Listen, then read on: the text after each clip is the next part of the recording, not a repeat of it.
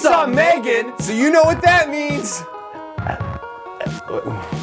We're gonna talk about it. Yeah, we'll cover it. We'll get to it.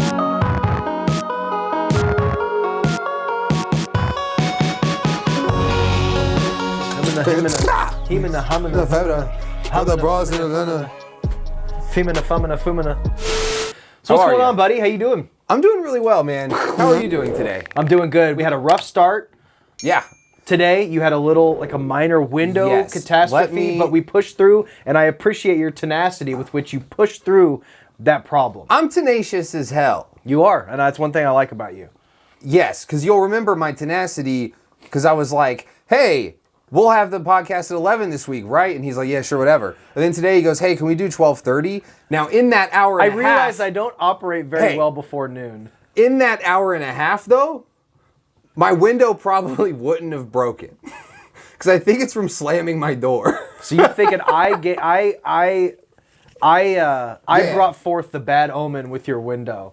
I'm not saying it was like, see what happens when your dumbass says you can't work before noon? Yes. Where I can, but that's okay. Because now I'm here. I got here a little late.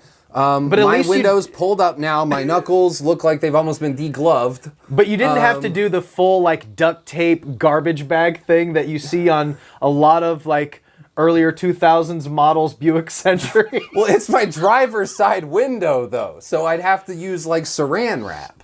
Yeah, we've all seen that guy. You roll up at a stop sign, you look up, and you just see the trash bag.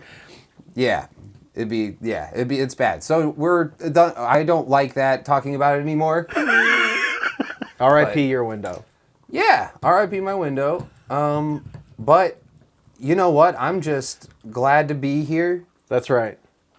And we're gonna talk. We're going to talk about some movies. We're going to talk flicks. We both have a lot to talk about because we watched a lot this week. We're going to recap. We have a big main review. We're going to talk about M3GAN. I actually watched a movie that you suggested to me last episode. So if you guys didn't see our first episode, we did a pilot episode. Then we did like an official first episode. That's up now. I will link it down below. And you suggested a movie called Low Life. Yes, it was high on my list too. It was like 6. Which I have a lot of thoughts on. So I guess we can kind of just recap what we watched this week and go over a few things like... let's go just back and forth. Yeah, what'd you watch? What'd you check out this week? This week, I saw The Raid 2 for the first time. Have you seen The Raid Retribution? I have not seen any of the Raid movies, but I've heard they're... just 2. Okay, so there's 2. So I've heard they're fucking awesome. Bro, like legitimate action movies, great choreography and stuff, like John Wick style shit. It's one of the few things that, in a lot of ways, matches John Wick and exceeds. John Wick is sort of. They're both still top tier films in that regard, but amazing direction too. Like watching The Raid 2, it's about 2.5 hours and not super related to the first Raid. The first Raid is a very compact story. What's it about? It's basically a SWAT team or a group of the police go to this building. Did you see Dredd? The Keith Urban? I did see that, yeah. It's that premise of like the boss is at the top. Okay. And you got to go to the top of this building. Oh, so it's like kind of like Smoking Aces. Exactly. Kind of how they're trying to get to the top of like penthouse or something and fighting their way through different levels of bosses and shit. I like that. A real simple premise. So it sets it up. You know exactly what's going to happen, and then you just watch ass kicking for like 2 hours. So that's awesome. Raid. That's the first Raid. And the music, I don't know if it's the same for the second, but scored entirely by Mike Shinoda of Linkin Park. Oh, no shit. Okay. So it's got this. It's so sick. With vocals or just instrumentals? No, just instrumentals. Okay. But it's not like sometimes I really don't know why. Yeah. Something I'll always keep it deep String inside. me up from it. Dude, Bleed It Out's a banger, though. I rocked Hybrid Theory like a motherfucker back in the day. 1,000 Suns, The Hunting Party, probably all the records you don't know by then. Shouts out Linkin Park, man. I have no shame in my game. So I did not know he did the... That's cool, man. I'm glad he's still out there doing his thing. But the second one is much more like The Departed. It has nothing to do with the first one in that premise. It's not a gimmick that they're doing Same character, like main characters? Same lead character. Okay. But they pull stuff off right from the jump that goes like, okay, this is super different. They didn't just try to repeat the first movie and shit. No, it's even a bigger building that they're trying to get to the top of. It's an undercover story this time. So the main character is going undercover, and it's better than the first. So he's like infiltrating some group or gang or something like that? He's trying to get close to this mafia boss's son who's in prison. And he tells his wife, like, I'll be gone like 2 months undercover. I'm sorry. And this is in the open. That's part, like instant suspense when you're like, when they're trying to like, he can't blow his cover and shit, like Reservoir Dogs. He ends up in prison for 2 years. Does he have to like commit a crime to like purposefully get into prison and stuff? Yeah. Oh, that sounds dope, dude. It's in the action scene, dude, the choreography, the violence, it's so good. It's so good. Why have I slept on The Raid? I need to see that. I have The Raid 1 on DVD. DVD, dude. The quality is fire. That's 720p, bro. Yeah, it's great, dude. Yeah. But it's as good as the first one. It's a little bit different of a movie. The first one I would compare to Dread. The second one I would compare to Departed. So 2 different movies that exceed quality in their respective genres. Yes, for both Raids. Yeah, I believe so. Yeah. Cool. I highly recommend it. I think it's on Netflix right now, which is wild. Dude, it's worth it. It's worth it. Absolutely gonna watch it. What else? I saw a Gwar documentary. I've seen that one. How do you like it? It's called what? This is Gwar or something? We are Gwar. I don't know what the title is. I've heard good things about it though. I always really like their aesthetic of taking themselves so incredibly seriously that it kind of devolves into cartoonish. But I don't know how the band, did they always have the shtick of being, so like if you guys are not familiar with Gwar, Gwar was this like, kind of like early metal band, but their whole shtick was like these over-the-top giant creature costumes. They would if you've seen Empire Records, that's the band that's in Empire Records where they do like murders on, like decapitate people on stage and throw blood at the audience. It's like a whole theatrical show, but in a fun way. Scary. Yeah, right. I'd feel safer in a pit at a Gwar show than somewhere else, and that's kind of what the appeal for me is. I've never really been a fan of their music, but they have all this lore and they have these characters and they're kind of odorous and all this LARPing stuff. A little bit, and I think they lost a member over the years. But yeah, I listened to the Movie Crypt podcast with Adam Green and Joe Lynch. Adam Green did like Hatchet and Frozen. He's done a movie Saving Private Ryan's Adam Green. No, isn't he in it? No, no. Oh, Adam Goldberg, I think it's what. Okay, no, Adam Green. He's like a B-rate horror director, but he had a TV show, and that lead singer Gwar, the lead guy from Gwar, was one of his best friends, and he was in that show, and he passed away, and it was like a really sad deal. Yikes! Yeah. So I mean, it is sad, but it's a good documentary. It was something.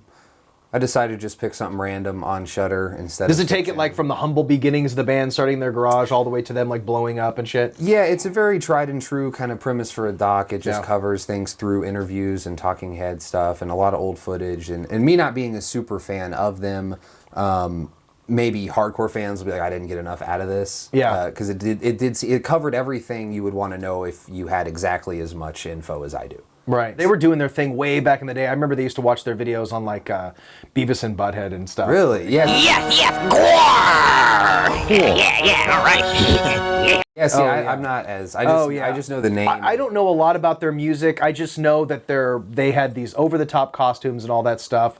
There's really nobody that's done anything like that since. There's a newer band called M3GAN. Have you heard of them? I have, yeah. The guy who hosts that show, that talk show. Welcome, Blake. I like your hair. Thanks, man. Yeah, yours isn't bad yourself. Yeah, quarantine. Yeah. You know what I mean? Are we calling that a skullet or what? It's kind of like, you got like a Hulk Hogan vibe going for sure. Yeah, thank you. Yeah, I was gonna say, you kind of got like a Weird Al thing going on. Yeah, I've gotten that before. I've gotten that before. The lead singer, well, not the lead singer, but they have like a mascot. M3GAN has this little demon guy that runs around on stage, but I love that aesthetic. I love that kind of sword and sandals kind of monster aesthetic. Yeah. Well, and there's like Ghost also is another horror kind of vibe.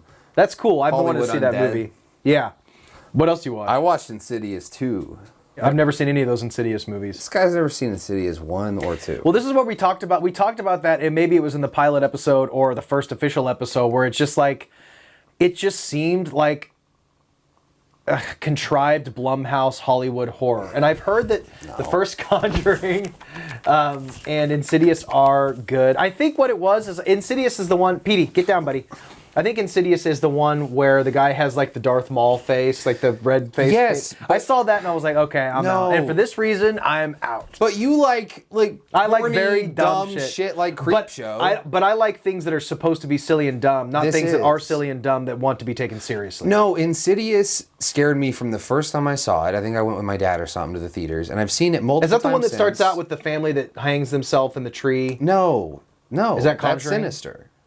Oh, maybe I'm thinking of Sinister. Okay. The Insidious is a very classic. It predates all this Annabelle Conjuring universe. It came out in 2010, I think. Is it a Blumhouse thing?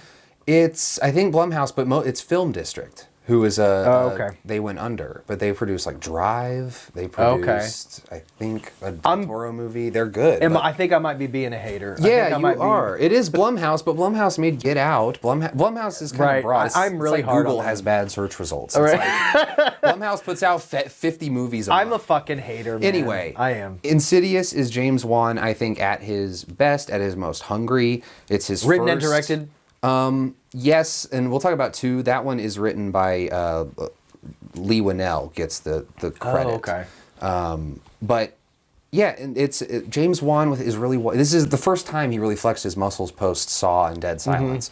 So you were seeing the shots that he would later make like massive in things like Aquaman. He'll do these huge wide shots inside a room. Oh yeah. And just it's so well made and choreographed, and the blocking, and it's just a haunted. It's just scary, dude. Like it's just scary. It's startling. It's jump scares. The score is these wild violins. Like if you can't, that's okay. But play the title card for Insidious now.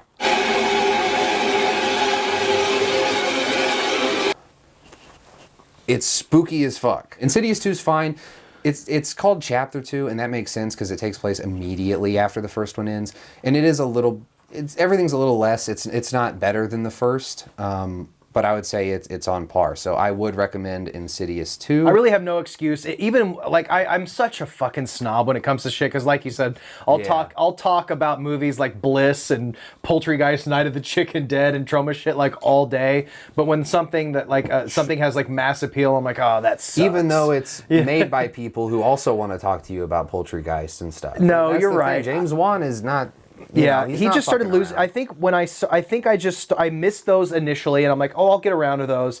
And then the whole universes thing just started blowing up, and it's like crazy you fell off that early. I fell off when it was like Conjuring 1 and 2 and 3 and all these things. I'm like, oh, okay, I just can't do it anymore. And I also worked at Blockbuster like around the time that some of those movies were coming out, and I was like, God damn it. Well, and James Wan got kind of tired of it, you know? Yeah. Like, and then he went and made, I think, a Fast and Furious movie, and then he makes Aquaman. Yeah, he goes for it. He has a pretty diverse filmography. Yeah. The thing is, I do want to go back now because the dude won me over with Malignant. Yeah. I was like, he made Malignant, and when I saw that trailer, I was like, I will never watch this dumbass movie. And then it came out on HBO Max. I watched it. It was like all my favorite like 90s horror movies that I loved.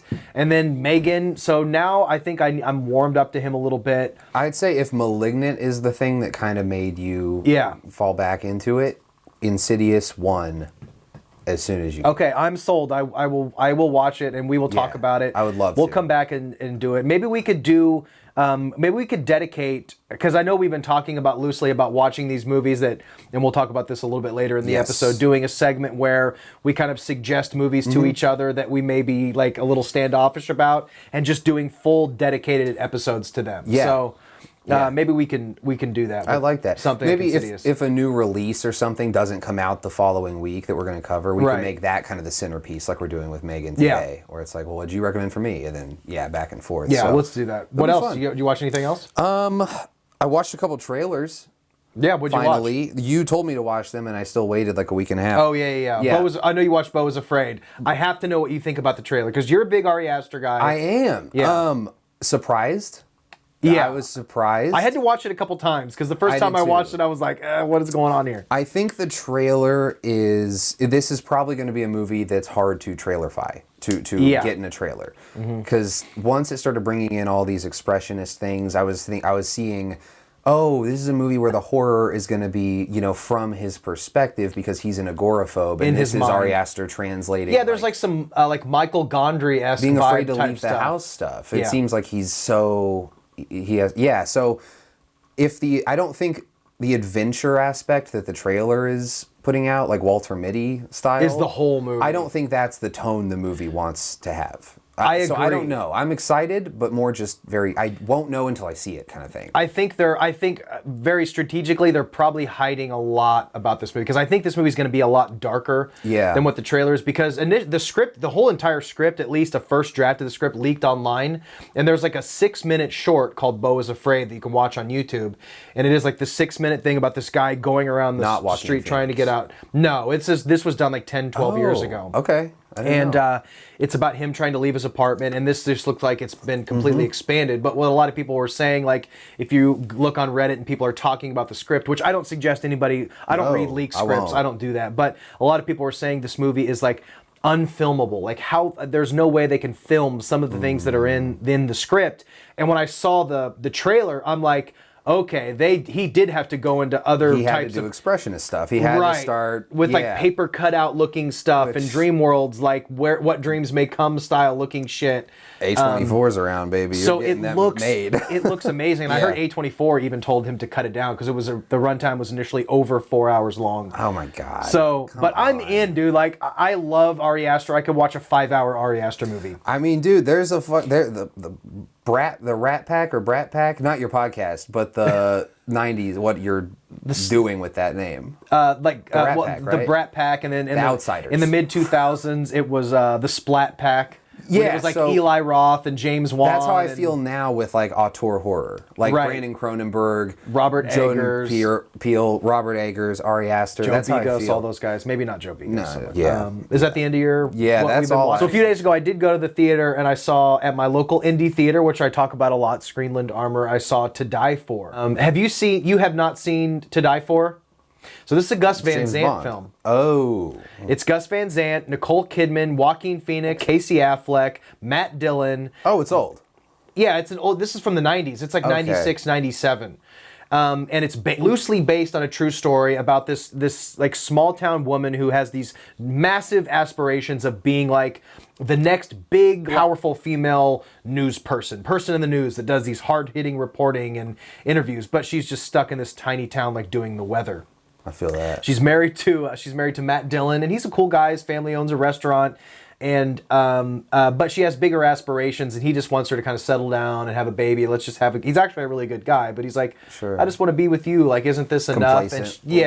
And she starts working on this documentary trying to like show what the youth of today are doing. So she starts doing these video interviews with Joaquin Phoenix, Casey Affleck, and their little friend, and they're like 16-year-old kids. And she starts spinning this, like she comes up with this idea to kind of manipulate these kids into killing her husband. But it's done in like a very kind of like darkly comedic way. And I know this is a big statement, and if you watch Nicole Kidman's output now, you may not realize what she did in the 90s. Her performance in this movie is absolutely, it's just brilliant, dude. Yeah. It's amazing. And I love this movie so much. It's been one of my favorite movies forever. Wow. I went and saw that at theaters. You gotta watch it, dude. I will. Nicole Kidman's always been good, She's so good, and she's so fucking sexy in this movie. She just looks unreal. But Joaquin Phoenix is he's just amazing. Beautiful and talented Nicole Kidman. Oh my gosh, she's so good. Northman. She's trying to... Yeah, she does. That's kind of a spoiler alert. So, what else did you watch? And also, based on your recommendation... Keep going. What did I recommend? I also watched a movie that you... Are you farting? No. Okay. Also, I want to inject some fart sounds in there.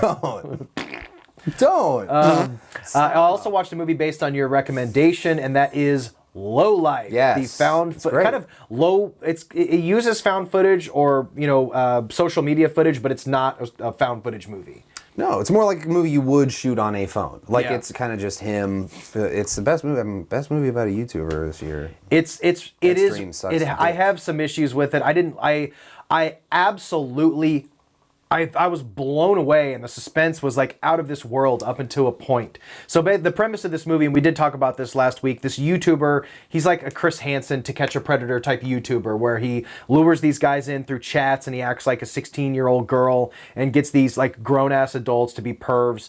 And then when they go to meet, he's like, meet me here. I'm a 16-year-old girl and you're 40. Let's meet up. And then when the guy goes to meet up, he's greeted by this, 26-year-old YouTuber. So my question's for you about this movie.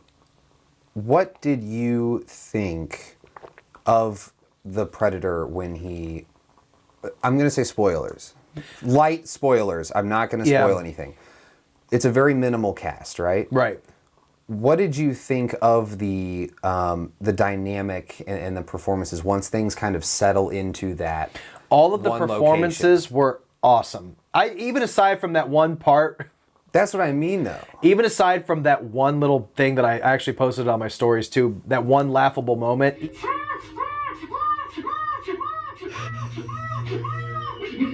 The fuck? Even after that, everything about the performances I thought were great. Aren't they? Like, they monologue, dude. Like, they have arcs. They go and go and go. It takes a minute to warm up to the lead guy because he's in major YouTube. He's so unlikable. Yeah, he's so, like, major YouTube movie. I kind of, like, had, like, dash cam vibes a little bit. Better. I watched this movie, like, shortly after dash cam. I actually texted you about 40 minutes into the movie, and I was like, because the suspense is insane. So, again, I won't go into full spoilers in this movie, but they decided to do something a little bit different, and he says, let's just have this next Predator guy. We're just going to invite him over to the house and beat the shit out of him or whatever. Mm-hmm. They really don't have a solid plan at all. But the guy is such a narcissist, manipulator. He comes in, he's kind of the lead guy. The lead guy. That's what's so sorry, keep going. No, that's all right. But once he gets in, they're like, my stepdaughter, I know you're here to tutor math for her. That's cool. She's actually gone. She'll be back in a few minutes. Why don't you come in and play a couple hands of poker with us? And at this point, like, the tension is high. It's Chris Hansen the performance, to the max. Yeah, it is. It is exactly like one of those episodes, and I was honestly having like Uncut Gems level anxiety. I was like, oh shit, this is crazy. And then they kind of slowly, I don't want to get a lot of spoilers, but the movie, because if I say anything else, it's going to go into spoiler territory. Dare I say, though, a bit Hitchcockian? I've only seen a couple Hitchcock things, so I don't know, like, Hitchcockian, I don't know. Why are we making this podcast? I don't know. No, I'm just kidding. I don't know. I've seen Psycho. Dude, he's mid. Alfred Hitchcock, mid as hell.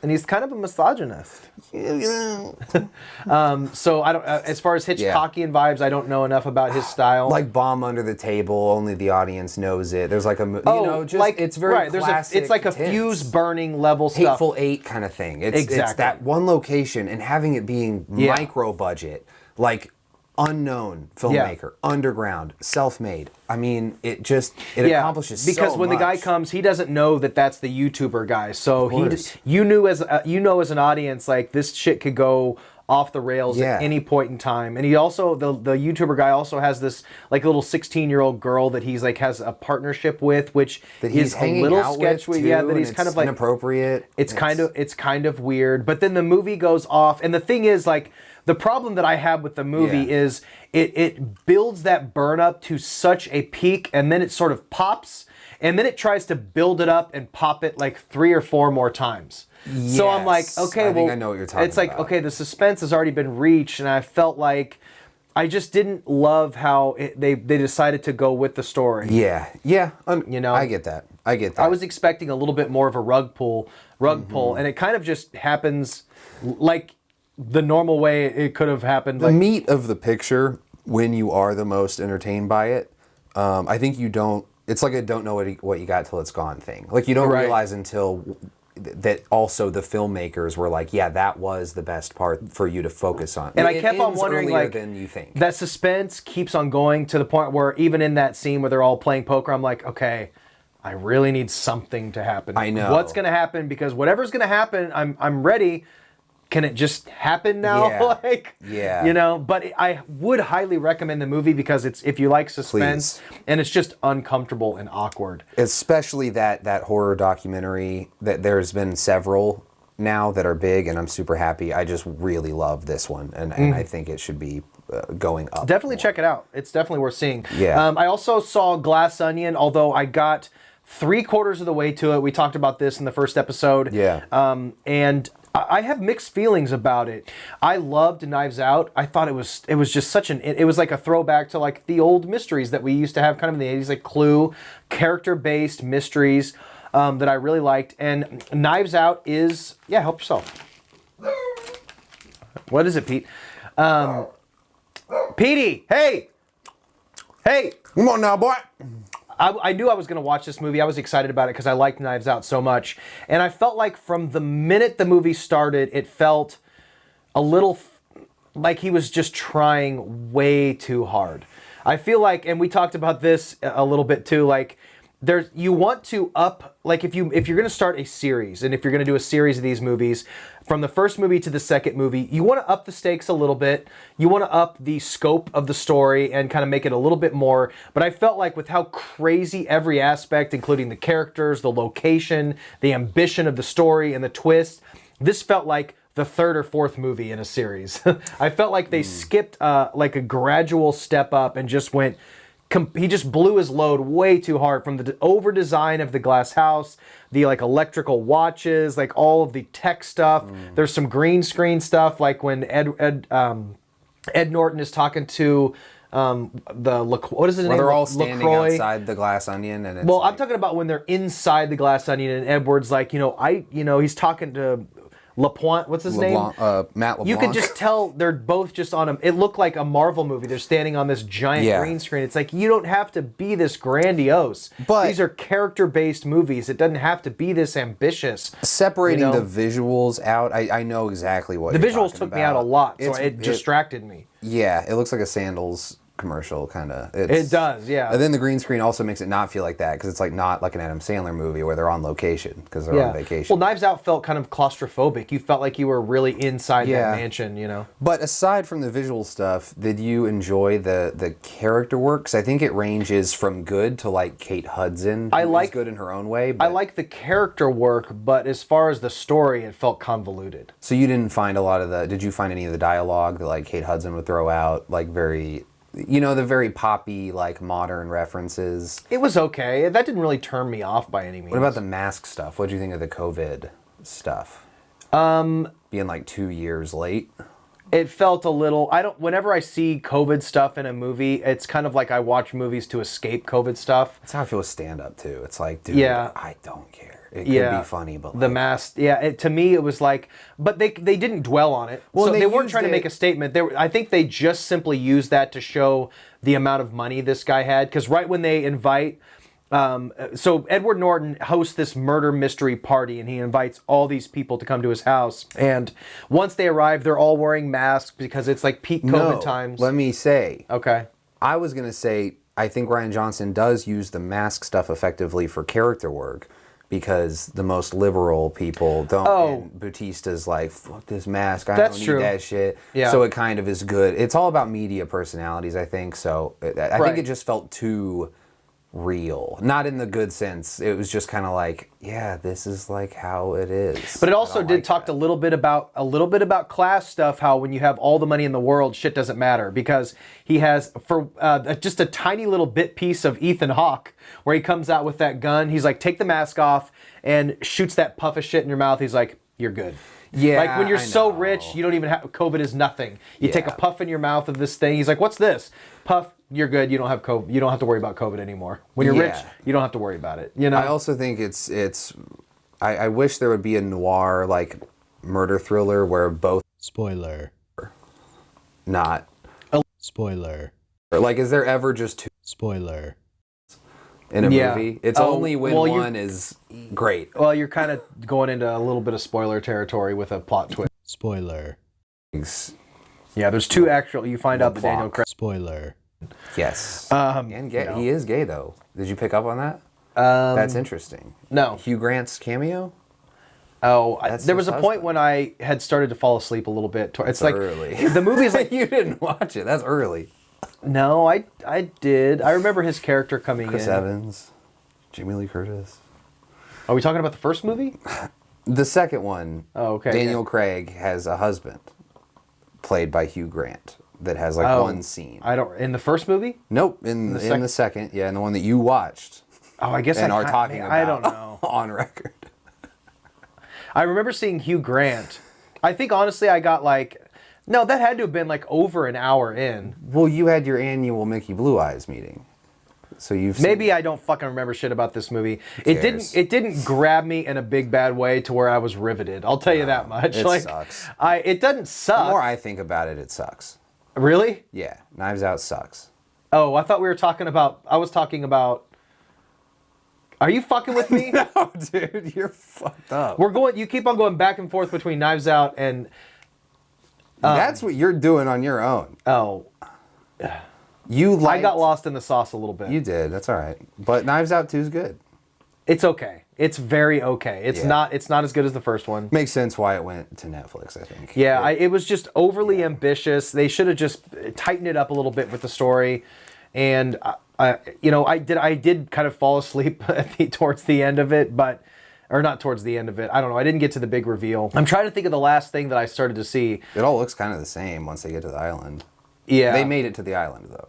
Yeah, they made it to the island. There was... Yeah, I think I did I feel like I got farther into it than you think I did. Like I planned to finish it. We probably shouldn't even have talked about this much, being that I didn't finish it. I feel like we keep a good chunk to get the gist of it. I want to say that's part of this segment. So for transparency's sake, this is like in Billy Madison when Adam Sandler pees himself to help the kid out. Yeah. I watched Insidious 2. I said that, but I did fib a little. I watched first half. I watched the first half last night late. Yeah. I was doing this a little bit. Yeah. Everything was a jump scare. So, yeah. And then I finished it this morning while I was playing Hades on my Switch. Like that's how it was with Glass Onion. I feel like I woke up towards the end of the movie and I realized I didn't know what was going on. Yeah. So I just turned it off and I'm like, I'll pick it up. People are like, shouldn't talk about movies. You didn't even fucking watch it. But I think bottom line is I definitely saw enough of this movie. I definitely saw enough of this movie to know I don't like it as much as the first one. You saw the hell out of that movie. The first movie kind of grabbed me right from the get-go. I love Ana de Armas. Her character was great. Mm-hmm. And I just love the way the movie grabbed me. This movie just felt a little superficial. A little too jokey. A little too jokey, a little too quirky. Yeah. Edward Norton still gets on my nerves a little. Like something about him bothers. I think it's just because I've heard all these stories, like him being kind of notoriously kind of a dickhead blowhard. Just on set and like, I'll write my own dialogue and I'll do this and all that. But either way, I mean, I don't know. Maybe it would have been better in the theater. I love the Dupois character. I think he's great. Yeah. Craig, whatever his name, Craig Blue Eyes is whatever. He's a good actor, but yeah, he's good. Shouts out Layer Cake. Shouts out. Can we talk about M3GAN? Yeah, let's talk about M3GAN. So main feature. Let's talk about M3GAN. Yes, Daddy M3GAN. What'd you think? Well, I want to format this a little bit. Our review of M3GAN. Okay. Everyone probably knows what it is, right? People, if loosest knowledge, it's like Chucky, but they saw it on TikTok. The dance is fun. Yeah. Even film snobs, people who do look more into it are like, well, the director's previous film was Housebound. That's kind of a light comedy. This is James Wan, but he just did Malignant. Mm-hmm. So it's like, I'm not just going to roast this trailer and then feel stupid when it's actually fun. Yeah. And then I'm not in on the joke. So then all these film critics started getting in on the joke ahead of time. I'm actually excited. About it. I think it's actually going to be really funny. And it sounds like me on my trailer reaction. It does it? Yeah. Well, I thought right from the trailer, I thought it looked fun as hell, coming off the heels of Malignant. Yeah. That's kind of how I framed it. I was like, I wasn't stoked about seeing Malignant, but that tone was great. So I knew obviously right from jump that the trailer looked ridiculous, but I thought, oh, this is going to be very self-aware and fun. Yeah. And overall, and I was excited. I just had a little reservations. I'm just not a big fan of these kinds of movies, but I want to have a fun time. I was hoping it was what you hoped it was. Yeah. So overall, though, what were your thoughts after seeing it? I loved it. Okay. You loved it. I loved it. I truly thought it was just a great time. I saw it in the theater. I thought the tone was perfect. And we'll get into a little bit of this. I also framed it as a movie that reminded me of the movies that I would have saw at sleepovers back in the day, like a gateway starter horror movie. If I would have seen this movie, saw it at Blockbuster when I was 12 or 13 years old, took it home and watched it, I would have loved it. Gateway horror. Could it have been a little bit more gory or whatever? I don't even know if that would have helped. Man, we're on opposite sides of this Okay, what do fence. you think? What's your problems with it? I feel like we'll get into kind of a better discussion of gateway horror because I kind of have some acquired takes about that. Okay. So overall, I thought it was absolutely fine. I think the lighting is really flat and sterile, and a lot of the characters it didn't seem to matter for anything. The girl's lead performance was good, the daughter, and honestly, the performance of the actress playing Megan, because I know that is the biggest pro I have for this. It's the best part of the movie is Megan herself. I think, yeah. And all I was left with was sort of just really wanting the exact same team on that work, like on that makeup in that department, to do something else now, like right away. I'm not saying don't make this movie, but I'm saying do something else. So what this left me with was really hoping that the sequel is crazier than the first. Yeah. And maybe they played it a little safe. That's what I'm saying. I know there's a rated R cut of this movie. It was initially supposed to be bloody. Yeah. And I disagree. I don't know if they shot those scenes or if it was just in the script. They did. Okay. I heard a podcast they did. So I don't know. And then they told them to trim it back, and then you see the marketing for it, and it's bringing. Maybe that's why it felt off to you, because it was a little hindered by some cuts or something. Yeah, the editing and the pacing and the way. I also have a problem with movies where the main character and the plot all collide with her job. It's usually reserved for comedies where it's okay because you just want a skeleton of a plot that you can hang the jokes on. Yeah. So it's okay. But with like a horror movie or something like that where it's like, I'm going to be late for the big presentation. I'm going to not be able to do this. Yeah. Oh, they came to my work. It works and Drag Me to Hell. This is... Are you talking about her boss was super annoying in this cast? The animatronics, the department and the robot stuff, and buying Allison Williams as this person, and she has a whole robot, Chekhov's robot in her basement that like obviously is gonna do something. Yeah. I think all of this might hinge on this gateway horror aspect, because I feel your defense coming that it's because it's gateway horror and it's not for me, it's or like it's good. I mean, I liked it. You liked it, I know, but I'm saying this idea that gateway horror should just be fucking horror, because when I would go to sleepovers with my friends, we wouldn't find it. We would watch horror, like The Gate, or I would watch even Hellraiser, Arachnophobia, The Thing. or something. I would watch The Thing as a kid, and I loved it. And not everyone's like that, but I'm just saying, Insidious, like I brought up earlier, that's PG-13. But some people just don't. This is a horror movie that people, and it's really not. It's kind of a comedy. Scary. It's like a horror comedy. It's almost just for a broader audience that maybe just wants something lighter. Like, that's the way I kind of gave this movie a pass. And like, it's not the traditional type of slice 'em, dice 'em slasher that I usually gravitate towards. But if you like a little bit of sillier, goofier fare, this movie falls in a pocket for a much broader audience that doesn't mind like some of the cheesy setups, some of the miscasting, the cheesy performances, just loves Megan. That's the way I felt about it. Megan is definitely the best part of the movie. Yeah. If Megan didn't work, the doll herself, the movie would not have worked. True. That's very true. Very true. I think that my issue is that the movie that we ended up receiving at like the end of the production, I would argue that whatever the movie's heart is, like where it really is at from the start, does want to be gnarlier. Yeah, and I think it would have. There's a major robot battle, and I felt like that was when the movie really popped off. When Megan fought that other giant robot, that was like cool. Terminator, that was fucking dope. Because you do want to see a lot of the kills up until that point are cut away. Yeah. It would have been nice to see M3GAN just straight up hack some motherfuckers, or when she takes the power wash to that lady's face. Right. I kept thinking, oh, I really hope they cut back to that face to see it fucked up. And see, the movie wants you to think that. Yeah, like, I thought we were going to see a skull with like flesh hanging off of it. Yeah.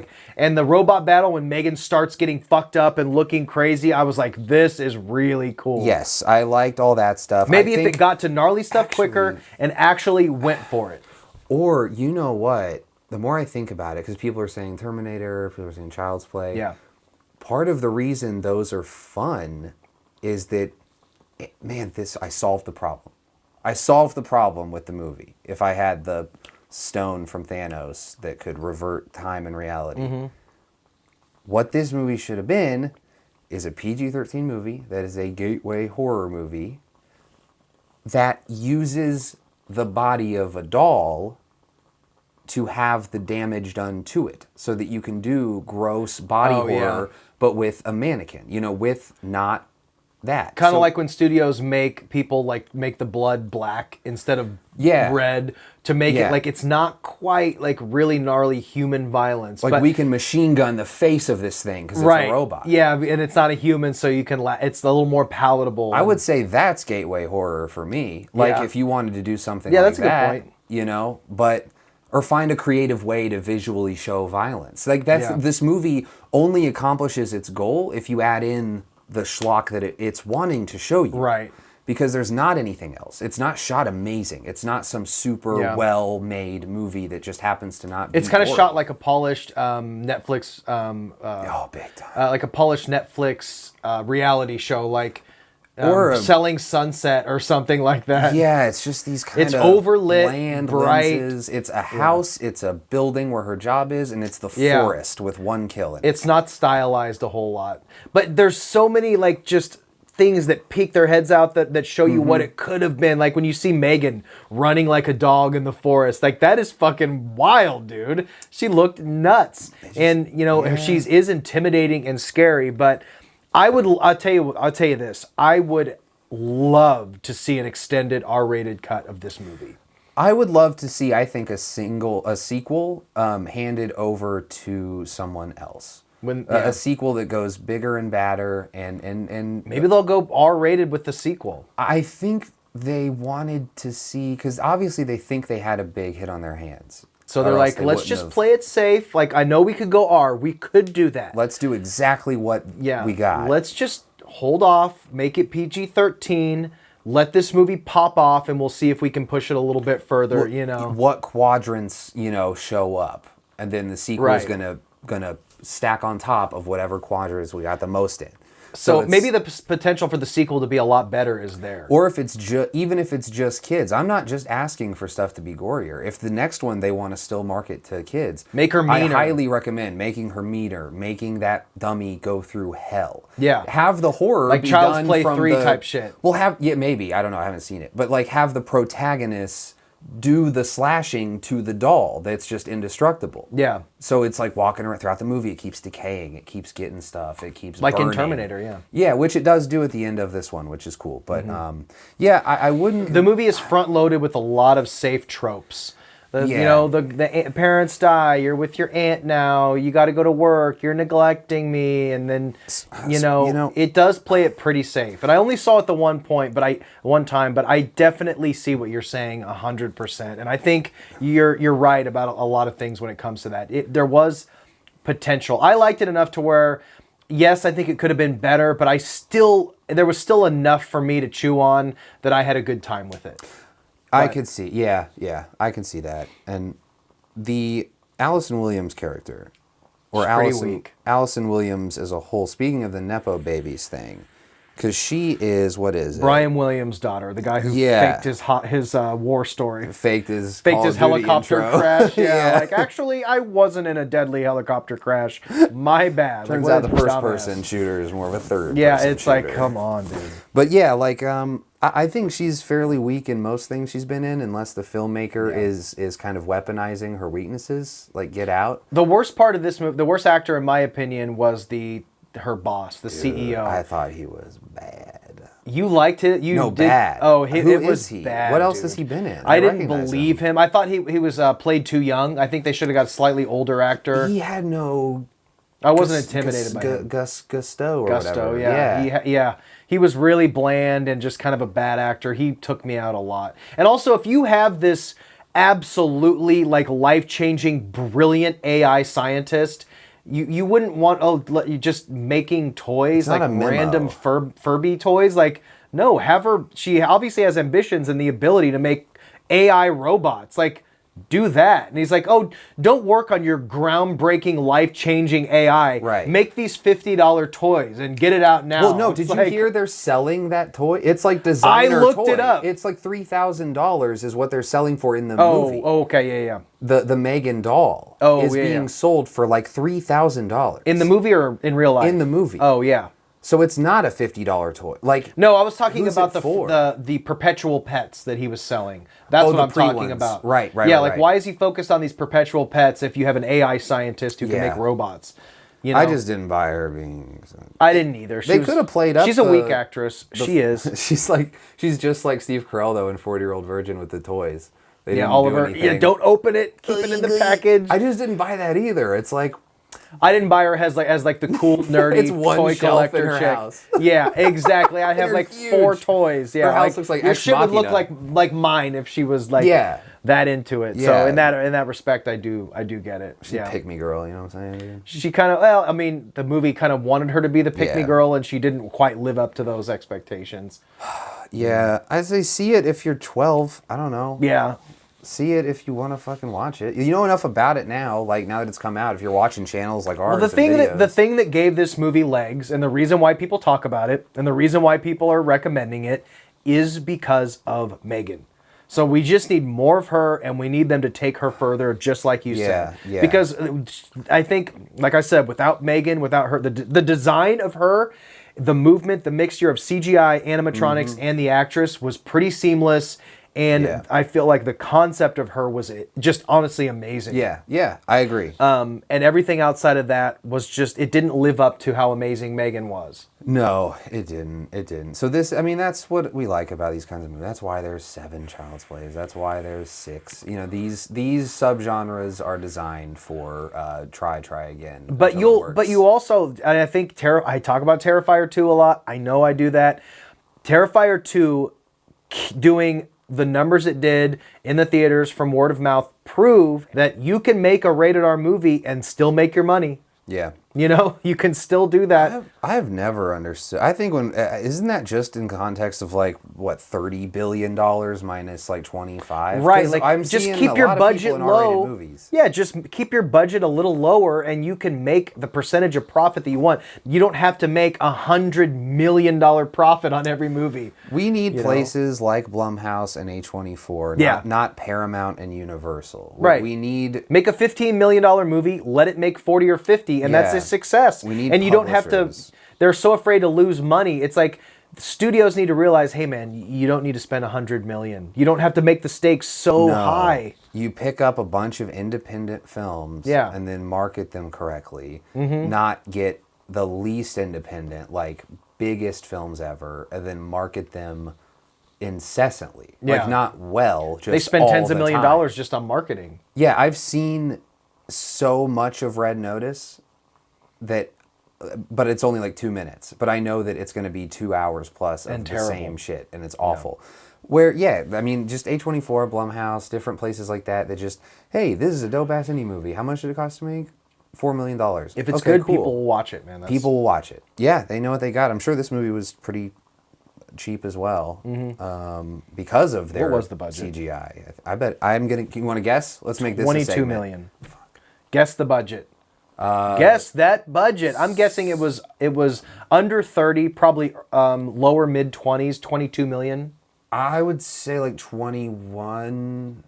I'm gonna say 22 million as well. What was the production budget of 20 million. M3GAN? 20. According to Wikipedia, 12 million. The film was a commercial So even lower. Success, grossing $100 million worldwide. A budget of 12 million, grossing. Never let the woman talk, dude. She but I was trying to already tell talking over, and it was like giving me anxiety. I was stimming out. She's so annoying. 14, what was it, $12 million, $14 million, grossed over $100 million. It's a lot, man. So...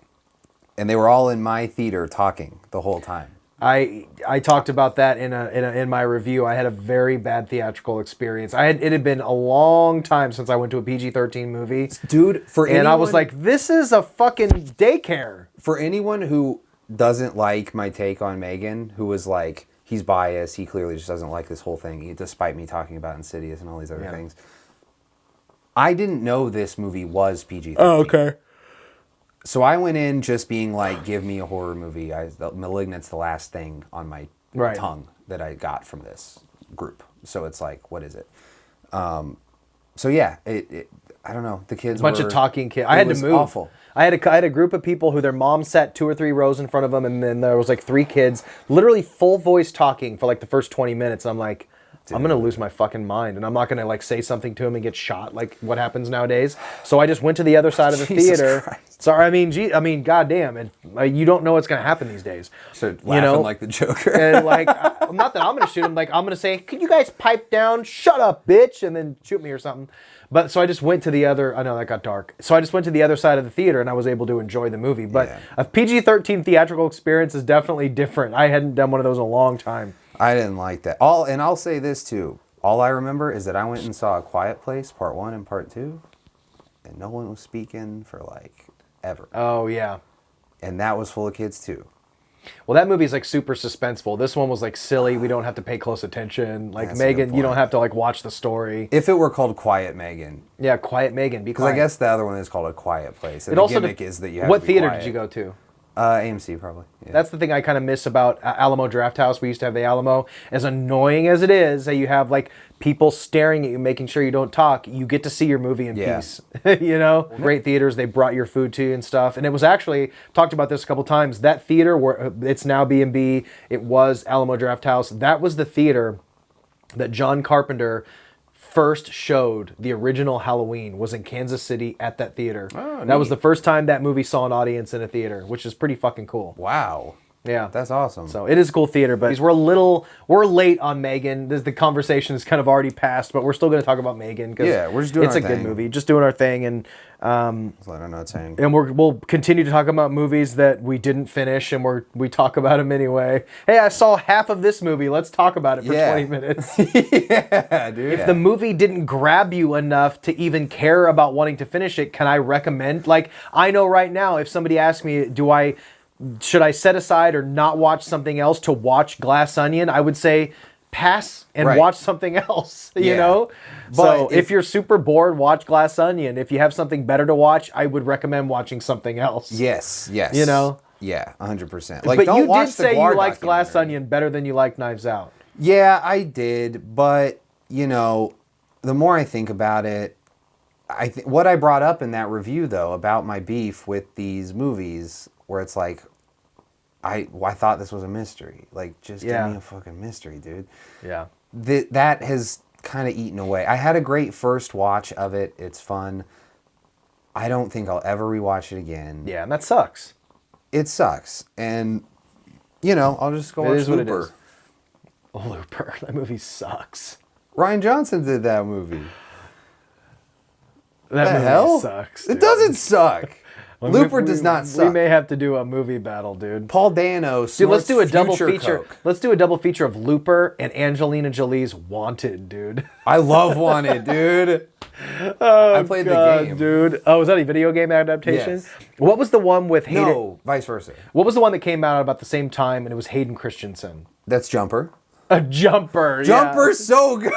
Give me a fucking break, Did you see dude. my Insta story like 2 weeks ago, though? I have the ticket stub of me going to see Jumper. Jumper, dude. No, it is a very bad movie, but it's very fun to watch. Jumper is hilarious. But you know, sometimes I also forget you are a few years younger than me. So I watched a lot of movies that are dumb too, when I was a little bit younger, that I think are badass. You know? Yeah. You're a little more accepting of it because you were probably like 17 when that movie came out, or 16 or something. Probably 15 you know? or 16. So when I saw dumb movies like, you know, I don't know, Demolition Man or something, people probably thought I that saw movie that as a fucking rules. kid. I don't know, the quality of 90s action was just better. We should do a 90s action episode. We should. That's some of my least. Speed. I've seen Witness. Have you seen Speed? Yes. Speed rules. Speed's pretty good.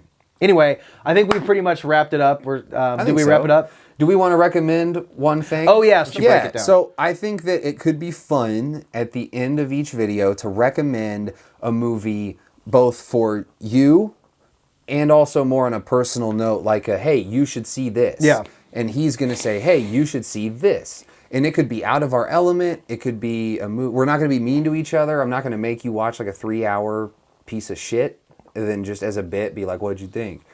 I'll pick a good movie to recommend.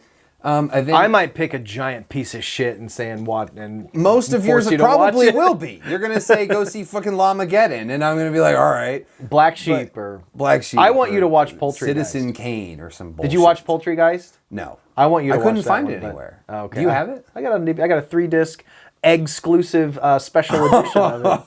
Oh. It literally is 3-disc EGG exclusive limited edition. That is funny. Is it a steel shell? Steel book. I tend to be a big fan of a lot of things, but I'm a huge defender of big budget blockbuster entertainment. Yeah. And you're a fan of like some bullshit. I like Z-rate garbage trash. Which can be A+. Yeah. I just don't know any of them. And so I guess the idea for this segment is to pick something that most likely either of us wouldn't have sought out and watched on purpose. but something that we would like die to show someone. Right. So we're kind of just punishing each other like, hey, sacrifice your time so that we are forced to talk about because who this. knows? Maybe we'll end up liking it. Exactly. Yeah. Knowing that, yes. So I'll go first. Go first. I'm going to make you watch Tenet. I fucking knew you were going to say Tenet. The best palindrome that's ever existed. Tenet, listen, bro. Temporal pincer movements. Robert Pattinson, Denzel Washington's son, I feel who's like a Christopher short guy. Nolan doesn't even understand this movie. He does, and I do. And this is on YouTube, so you can go up there and have it explained. It was a flop in the theater. He thought it would bring movies back. Instead, it was his most complicated movie ever, like since Memento. Yeah. People think Inception's tough. Tenet is like an art film. Like it's like Primer. I would literally compare it to Primer. Did you see Primer? I've never seen Primer. It's a time travel movie. That same kind of genre. They did it for like $10 and it's the most convoluted like Reddit theory thing. So Tenet is on purpose and insanely complicated. I don't think it's a knock against the movie. I'm going to make him watch it. And what are you going to make me watch? So on the complete and utter opposite end of this spectrum, I am going to recommend to you the Troma masterpiece, the Lloyd Kaufman piece of art that is Poultrygeist, Night of the Chicken Dead. It's a musical. both made by Kenneth Branagh, starring Kenneth Branagh. And so you know who excited. did the score for Poultrygeist? A lot of people don't know this. Is Hans Zimmer. Goblin. Hans Zimmer. No. Squawk. And Roger Deakins actually is the cinematographer of this movie too. Okay. So this is a Lloyd Kaufman Troma film. It is Troma. This is branded Troma. This is branded Troma, directed by the founder of Troma. So this is Troma at its most pure form, a film written and directed by Lloyd Kaufman himself. Okay. It's a movie about a chicken restaurant that was built on an ancient Indian burial ground. Therefore, the people who eat the tainted, cursed chicken turn into zombie chicken hybrids, and it's also a musical. Are you saying they come bagok from the dead? Fuck, I fucked it up. Bagok from the dead? Do they come bagok from the dead? They come bagok from the dead, dude. Yeah, dude. You hit them with that. I'm excited. I can't wait. You will, I think, hate it. I think I'll love it. And Here's I think you are the the one that's going to hate it. I hope that it's so stupid you have a good time with it. It's like... Okay. It's like in the same zone of like watching the ridiculousness. It's not as smart as this, but like of a South Park episode. Okay. It's completely ridiculous. So those are, that's a good part. So we've picked movies that are so vastly different that it won't help but spark a conversation. Well, and these are both not bad movies in their right. Like we are coming with I'm Poultrygeist excited. is a bad movie. I think I want you to go into Tenet. Because I like what you said about Poultrygeist. Yeah. So on my end, I want you to go into Tenet with the understanding of not having a first impression with it. Okay. now that you've learned a little bit about it, seeing it a little later on, you're going to have subtitles. I'm pretty sure that I've watched Tenet explain videos, and I still have no idea what I'm going to watch. Yeah, I think just go into it with an open mind and with the understanding of how complex it already is. You're not finding out in the moment that nothing's making I respect sense. Nolan's ambitions and the fact that he does a lot of practical and camera stuff, and he uses really cool techniques. And I know he's a talented filmmaker. I love a lot of his stuff. I really do. I like the Batman movies, and then even his more hard movies. Interstellar, I absolutely love Interstellar. Okay. That's love a good Interstellar. sign. That's a good sign then. But I haven't seen Inception. I haven't seen Tenet. So I saw Memento way back in the day. Well, just to get you hyped, there's an entire war battle scene in Tenet where one side is going backwards in time and one is going forward in time. All right. And that's a temporal pincer movement. I'll have the whiteboard next week. So we'll have a whiteboard here and I'll explain everything. I would suggest maybe that you bone up, so if I have questions, you can have solid answers. Well, I'm watching Poultrygeist. I'm going to bone up, dude. There's going to be bones in. There's no time jumps in Poultrygeist, so it'll be very easy. Except from when I fall asleep at the beginning there to is the boobs, end. though. There's a good amount of boobies. Okay. I'll ask my mom if I can see it. Boobs and gore. Can't go wrong. So that's it. That's our new segment. I hope you guys like it. We will come back and we will talk about. We're also going to do a main review in that one, or I don't know if that's going to be the whole episode. Maybe it will. Maybe it won't. Yeah. We don't really know. We'll figure it out. Yeah, we're still figuring things out. This is only fun. the second episode, so we're just having fun. We're goofing and gaffing. We're goofing at goofs and gaffs all day long. Yeah. So you can check me out on Movie Watch Daily, this main channel that you're watching this. I also have a second channel, The Dead Couch. Where can they find you, Jason? Yes, which real quick, 1,000 subscribers? I'm about to hit 1,000 subs on The Dead Couch. I'm about 11 subs away. So if you watch this, head over to The Dead Couch. I'll link the channel below. Get me to 1,000 subs by next week. Exciting. You can follow me on Instagram at MaticWho, MATICWHO, MaticWho. That's pretty much it, but pragmatic on all streaming software that you have, the Spotifys and the Apples and things. The man's an MC. Go check out his tunes. I have bars. I rap a lot. I have some good stuff coming up soon, so get on board now. And thank you guys very much. You can also click my profile on YouTube. We'll link the YouTube channel so you can listen to some tunes all my too. songs are over there. I'll probably start adding some reviews, though, to my channel. I think I'm going to start doing some more stuff. So hell yeah. I'm spinning a lot of plates. But we can do all your links to find your music down below, Spotify, Yes, YouTube, your Instagram, so you can check out your music. Yeah, absolutely. I love it. Cool. Good deal. See you next week, guys. Thank Thanks, you. sir. Bye, guys. Whenever the next episode Shut comes out. up. All right, that's it. That's good. It's cold in here. It's cold as fuck.